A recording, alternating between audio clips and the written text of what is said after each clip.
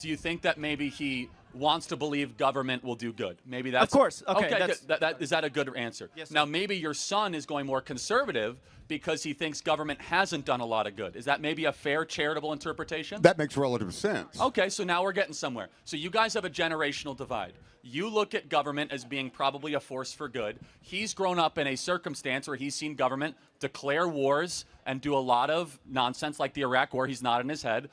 Trigger the financial crisis, only accentuate income inequality. So what I'm just saying for you two, because a father-son divide is more important than politics, is really try to come down at what generational perspective do they have. So here's what I'll just say in closing, guys, is that never let politics get in the way of the beautiful relationship between father and son. My advice first is for the son to the father, understand he comes from a different generational perspective. He thinks government is probably a good force and, that we shouldn't question our institutions. Now, your son, understandably, is seeing it harder than ever to own a home. He's seen a border wide open. He's seen lies from politicians. He's seen the enrichment of the ruling class. And instead of interrupting and want to get in an edge, smartly be like, maybe my son is processing a way that I might not agree with, but he's growing up in a different circumstance than I ever would. That was probably the best response that father and son could receive.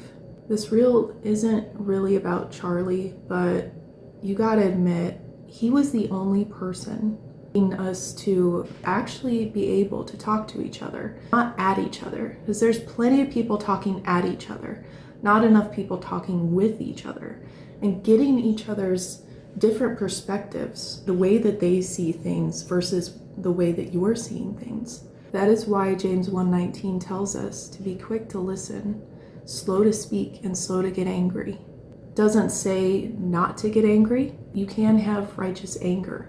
It doesn't say not to speak. It says slow to speak, using discernment, being able to not just interject your opinion and have the I'm right, you're wrong mentality. People have these two things on the sides of their heads, but they don't really use them. You can listen all day long, but if there's no real understanding between the two, then there's not going to be any difference using these two things. There has to be listening and understanding. You can still value somebody and respect that they have a different opinion other than yours.